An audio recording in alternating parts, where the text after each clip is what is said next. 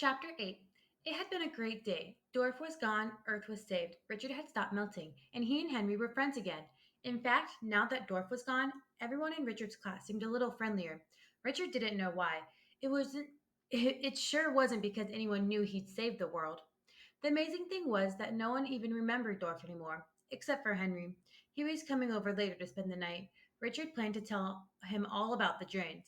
The only bad thing about the day was that Eric was leaving. You can't stick around for a little while and hang out at the mall? Asked Richard. School is over and he and Eric were back home. In a few minutes, the Inner Space Brigade was going to beam Eric back to Ganoob.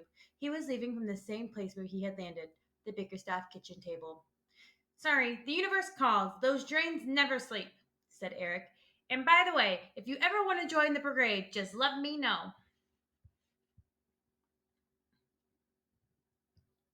Would I get to fly around at lightning speed and blast monsters? Asked Richard. Or wear a shiny red and blue uniform? Mostly you have to travel fourth class in things like cereal boxes, and they make you wear baggy overalls to blend in, sighed Eric.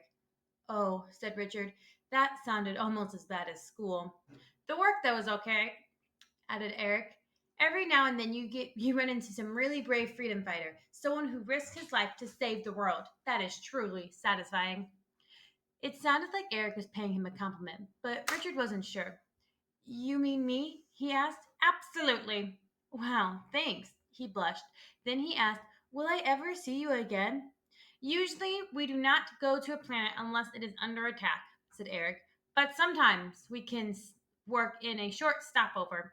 That would be great. We could go to Mutant Splendor and Pizza World just like old times. I would like that, said Eric. And if you're ever near Ganoob, drop in. You would love Ingvar. Even if she is a girl Ganoobian. Richard's heart sank. He knew he could never visit Ganoob. It was hard enough to visit his grandmother in California, but he managed to smile. Sounds good. I'll try. Meanwhile, maybe you could send me a postcard sometime. Maybe, or maybe I'll send you something else. By now, Eric was standing on the salt shaker waiting for the Ganoobian transport beam. Suddenly, he began to fade like a TV picture in a thunderstorm. Goodbye, Eric. Thank you. He waved. Bye, Eric. I'll miss you, said Richard. Then the alien was gone, and Richard started to cry. The next morning, Richard woke up suddenly. He sat up and rubbed his eyes. Henry opened his eyes at the same moment. He sat up too. Wow, Richard, he said, that I had the most amazing dream. I don't know if it was all that stuff you told me about Eric or what, but I dreamed all these funny little pink creatures. They're bouncing up and down together in a big circle. Me too, said Richard. I had the same dream. Did you see two of them sort of like floating in the middle of the circle, looking really, really happy? Yeah, I wonder what was going on. Henry yawned and got out of bed. He started to get dressed just as Mrs. Bickerstaff knocked on the door. Rise and shine, boys, she called. Time to get up.